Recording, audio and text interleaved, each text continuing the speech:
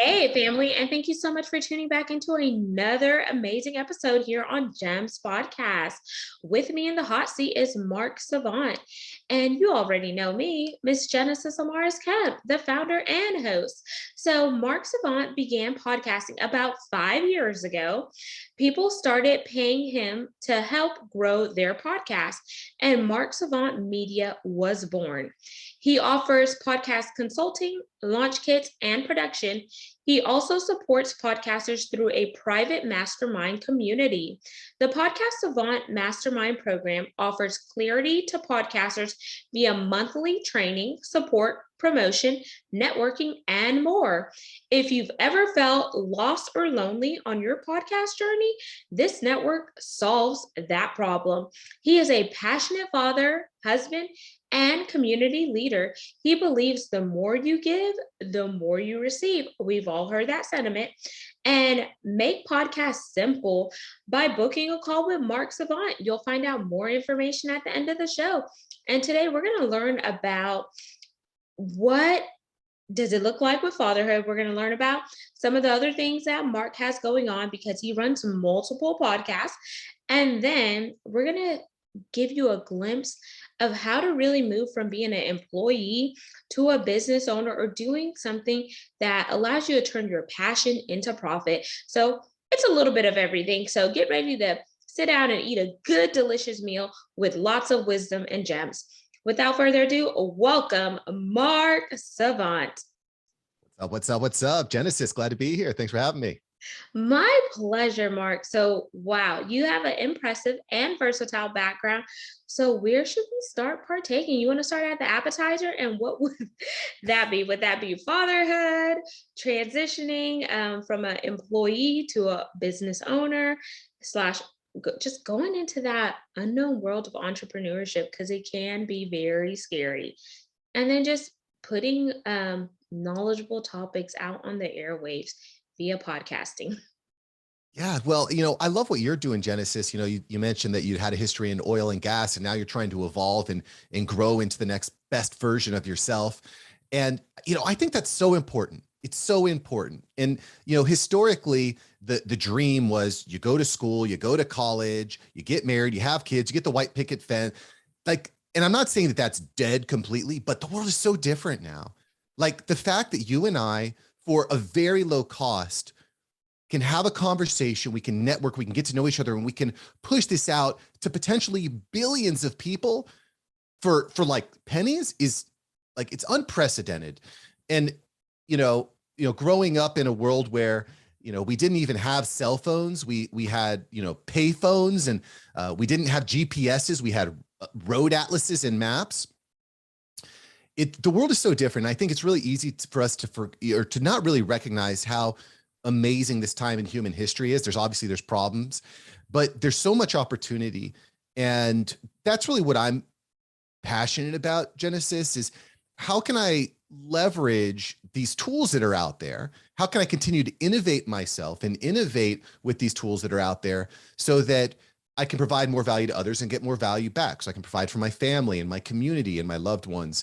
And there's no one right way to do it. It just so happens for me, after trying dozens of different ideas, that podcasting really just hit all the key notes for me. And I just think you should be really proud that you've got your own show that's growing and impacting so many people, because tomorrow's not promised, right? We have the opportunity to today, but let's say, for example, that these social media platforms become so centralized and so powerful that they only magnify the voices that they want. So maybe your voice and my voice, maybe we can't get it out there. We can get it out there today. We can start to build communities today, but we might not be able to in 5 years. So I think it's really important that we're taking advantage of the tools that we have now to change our lives and the lives of others. Yes, absolutely. So I tell people, don't worry about the past because you can't go back and change it.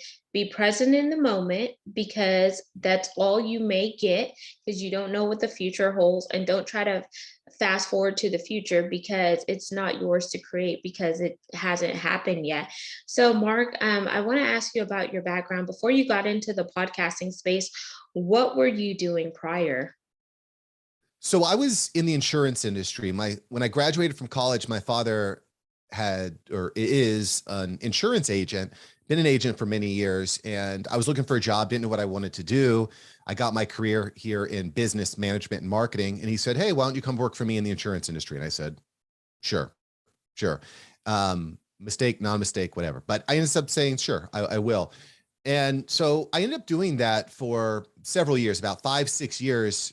And there was a certain point where I was like, where is this going? Where is this leading? Am I happy? I remember this specific moment, Genesis, where I was out to dinner with my wife and my daughter at the time. And we were at this Chinese restaurant, and I asked the server for fried rice because I didn't want to just eat plain white rice. I wanted fried rice, right? And like, oh, we don't have fried rice here.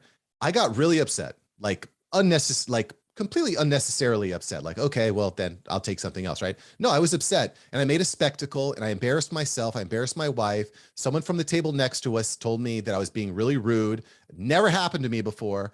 And, we decided to leave. We walked out to the car, and I said to my wife, I'm like, this is so unnecessary. And it hadn't been necessarily a bad day.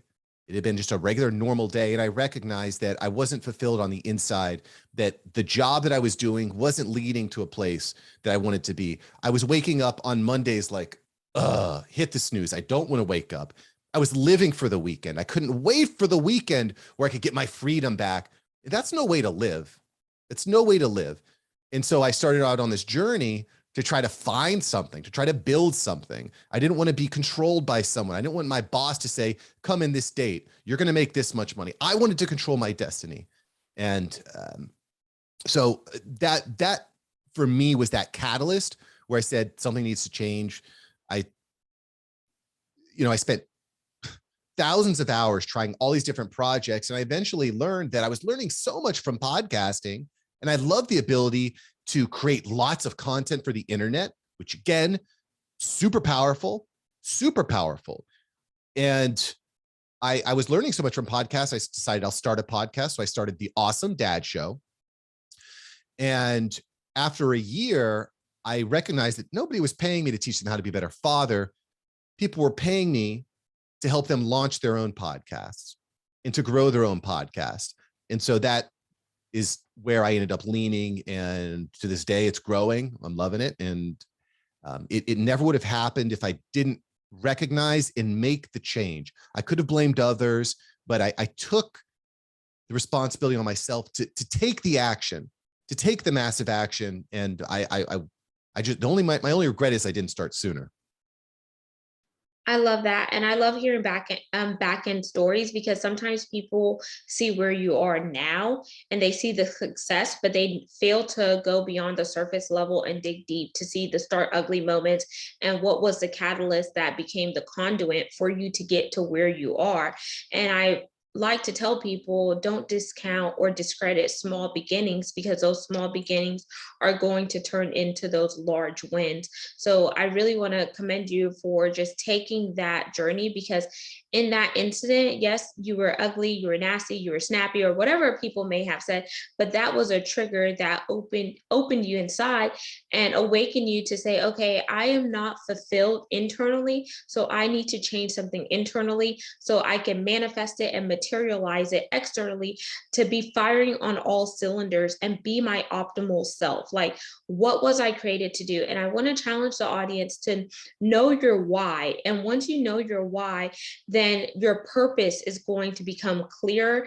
And then the focus, in order for you to truly navigate your purpose on why you were here on this earth versus just living and going through the mundane emotions, but really living and existing, having that synergies to really be here to make an imprint in order to drive an impact. We're not here to just pop smoke or just sit there like a bump on the log. We're here to make actions.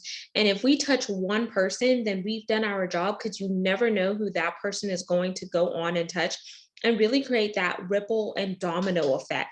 So Mark, whenever you realized that people were paying you as a podcaster, because you had no experience podcasting, you came from insurance, so it's totally different. So I like to challenge people, what's your TNT? And whenever I say, what's your explosive? Mine is transition and transformation, because I have to make the transition in order to have the transformation. So I tell them, what are you blowing up? Are you blowing up your life, or are you blowing up your space in order to live the life that you love and love the life you live? Yeah. Well, it's interesting, Genesis. Life leaves clues. And I think it's really easy for us to miss those clues along the way. I remember back in university, when there were days where, okay, it's presentation day, right? We planned with the group. We're going to be putting up slides on the wall. Your palms are sweaty. You've got your little clicker there to go through your slideshow. Those were the times where I felt so alive. I was so excited to present and to teach and to talk about a topic. And then you go from that to sitting in a dark, dank cubicle, helping people with like punching in numbers and for risk criteria for home and car insurance. It's like, you're taking the thing. It's so easy for us to do this too. We say, I really love doing this, but I'm not going to do that. I'm just going to go this way because it seems obvious. But, looking back on my life, there's been a lot of clues like that. Whereas if I would have acknowledged it, recognized it, and taken the action based on that clue, I could have found my way sooner. I don't think we should live in regret that we didn't make the decisions that we did, because every decision that we've made brings us to this point today. It's brought us to where we're at today. And so it's, what is the action? What is the small step that we can take today that's going to keep propelling us forward? And those small daily steps add up. I mean, they add up so massive. We just don't talk enough about momentum.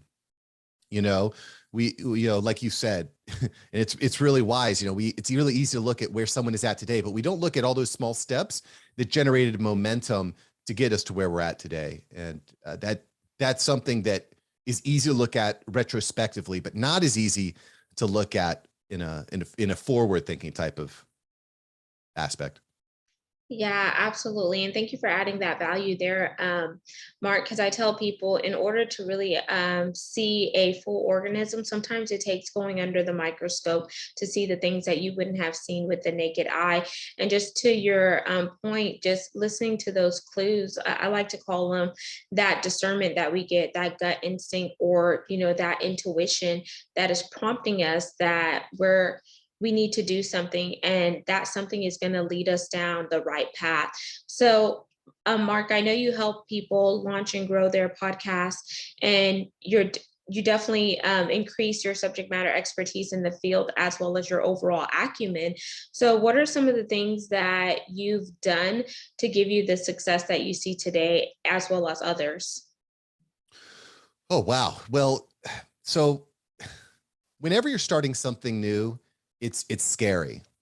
It's scary because it's new to you. You've never done it before. I didn't have any history in broadcasting or radio, video. I didn't have any of that history. I started with this thing right here, right? The smartphone.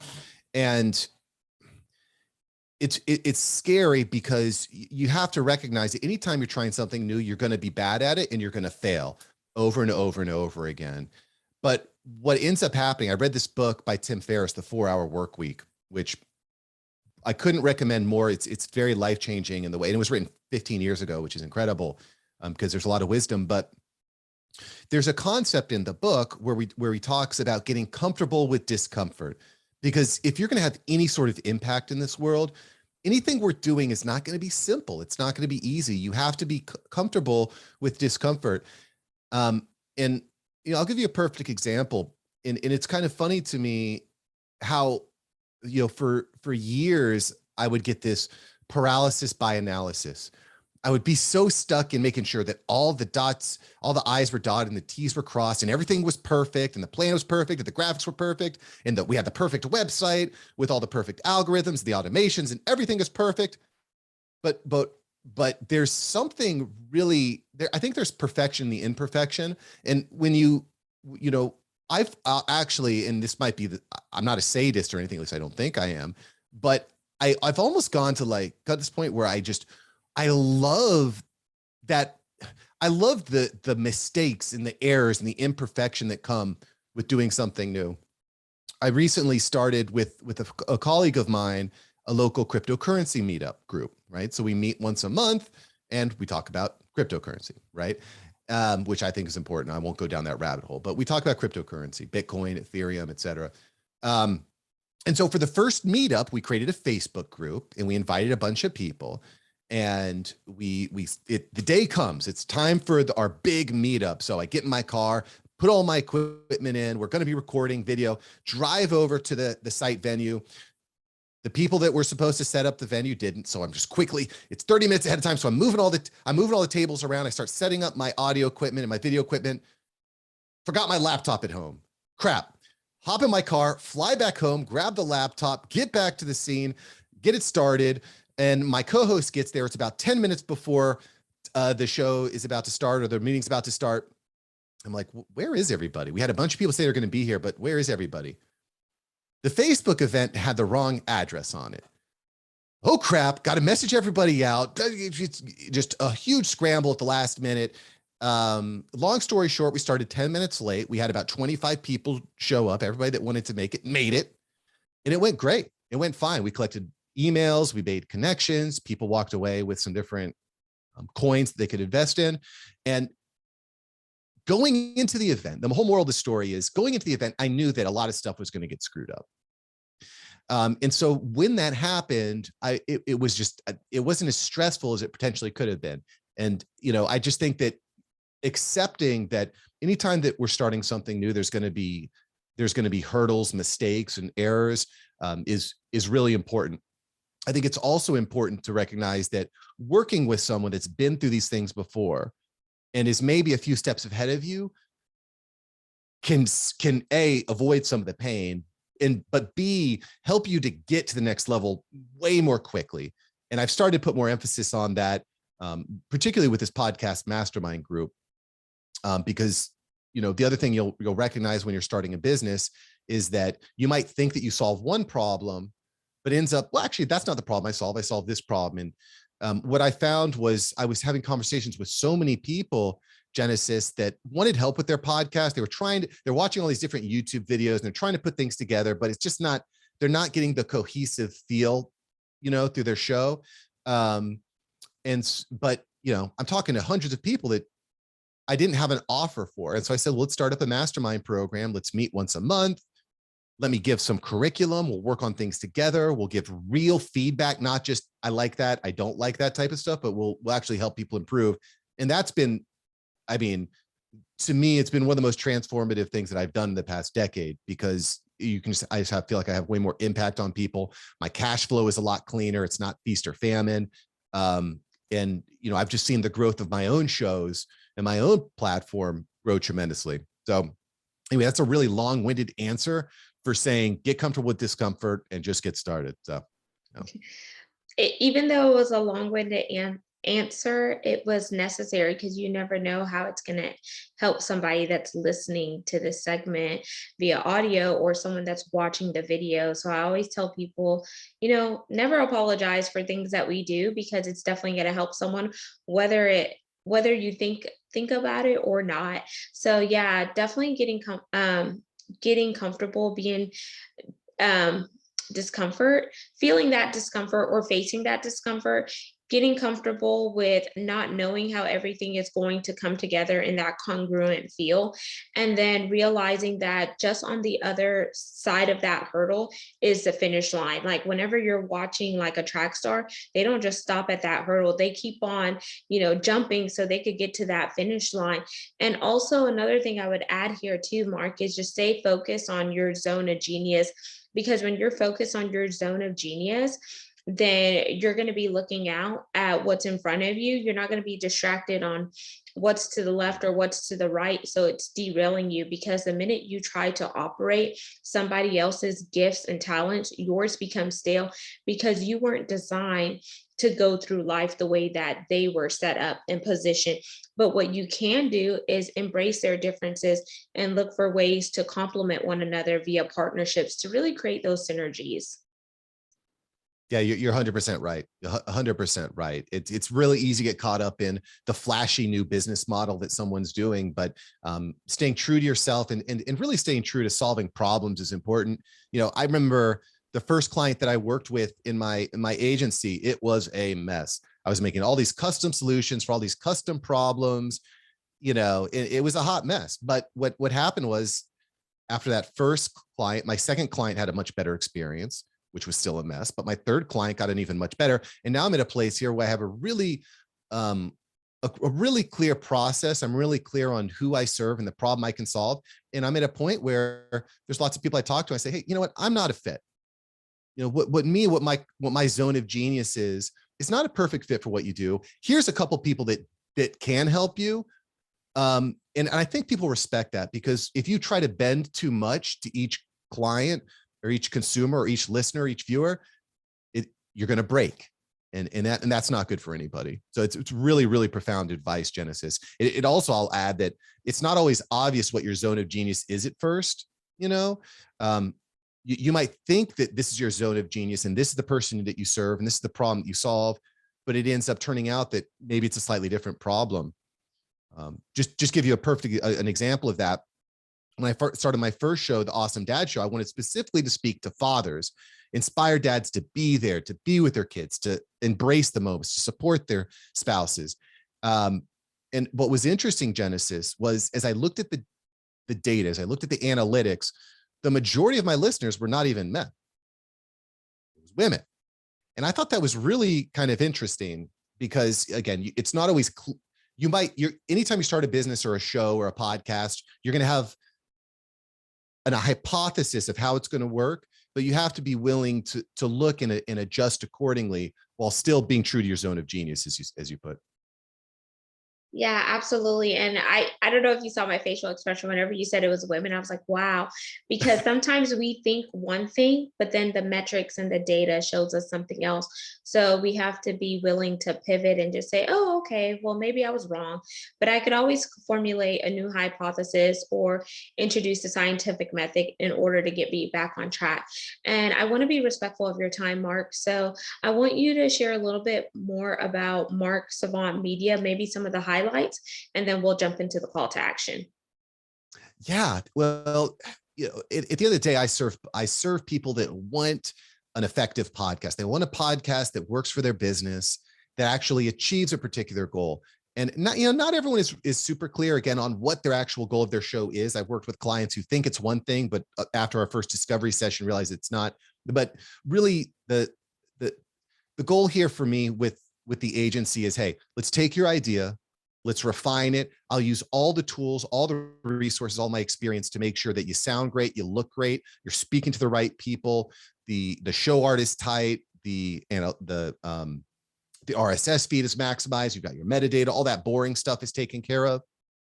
And it will make sure you're talking to the right people, that your color schemes are on point, that your hex codes look good, that your show art, taking all these different parts that would probably take that do take newcomers a lot of time to perfect, and put that together, while also being cognizant of what our goal is. How are we going to actually monetize our show?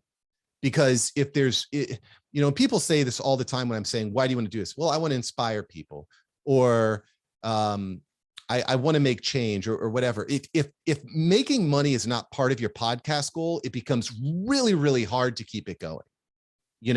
Because as Genesis, it's a lot of work. It takes time, it takes energy, it takes effort.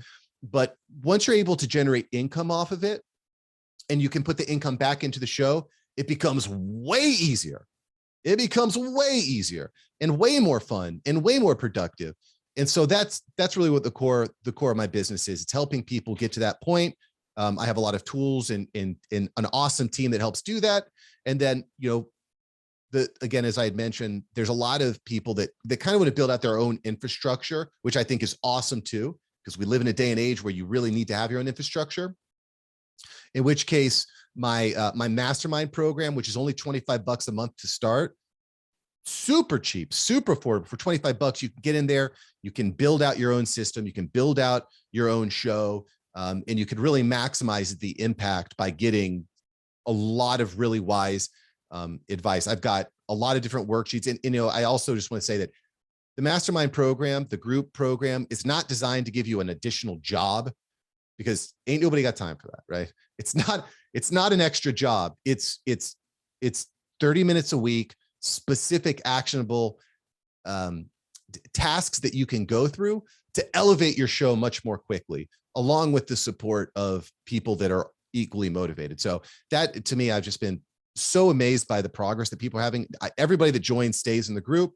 And I don't know, I'm excited about that. So, yeah. Thanks for sharing that. I'm actually going to share it with another group that I'm a part of, which is NPA, the New Podcast Association, because we're always looking for different guests to come on and talk. Yesterday, we had a search engine optimization that I actually used to work for. She's a CEO for Rising Ranks Digital, and I was actually her podcast host for a little bit until I turned the show back over to her. So that's really cool, and I'm glad that she was able to come on. So I always like to meet incredible people and then share, hey, their business is this. Like, let's get them in our community and see how we could blend the two. So Mark, let's jump into the call to action part of the segment. What do you want the audience to walk away with once they hear us talk about the incredible gems we've already dropped? Right now, as of May of 2022, the most important asset is your digital presence. You need to have a place where long form content can stand, whether that's a podcast or a YouTube channel or a blog. You must have a place where long form content can be, and you must have a place where your short form, highly engaged content can be, whether that's Instagram or LinkedIn or TikTok. But failing to do this now, I think, is a mistake. Going too hard too fast, going to too many places too fast is a mistake. Focus on where's one place where I can engage people and give some useful advice on a long form platform like a podcast. And where's a place that I can meet my audience in a short form way to drive engagement, meet new people, etc. That's what I do. That's where I help people. Go to Instagram, DM me at marksavantmedia.com or Mark Savant Media, just Mark Savant Media. So go to Instagram, DM Mark Savant Media, keyword Genesis, and I'll know where you came from. And I'd love to help you. That's what I like you said in the beginning. The more value you give, the more value you receive. So go to Instagram, DM Mark Savant Media, and I'll see you there. And that he already dropped his website in there too. So his website is marksavantmedia.com, right, Mark? That's it. And on TikTok, I'm Mark Savant Media. And on Twitter, I'm at Mark Savant Media. And on basically anywhere you go, Mark Savant Media. It's pretty easy. Amazing. So audience, all of his contact information will be in the show notes. So you definitely can plug in with him. So scroll down, read, and connect. And his last name is spelled as followed: S as in Sarah, A as in Alpha, V as in Victor, A as in Apple, N as in Nancy, and T as in Tom. Savant, y'all. And make sure you like, comment, and subscribe. We're on 40 plus platforms. You can check out all things video content by heading on over to YouTube and typing in at Gems with Genesis Amaris Kemp. And lastly, but not least, I want to thank each one of you for tuning in on a regular basis. Because of you, we're now ranked in the top 2.5% globally out of 2.8 million podcasts per www.listennotes.com. So fact check me and go check those metrics. And I challenge you to get off your butt, take action, and bust a move, because you are uniquely you for a reason, and the world needs you to shine bright like a diamond. So embrace your skills. Don't sit on the couch, binge on Netflix. Actually get out there and leave your imprint so it can drive an impact in this world. Until next time, peace, love, and lots of blessings.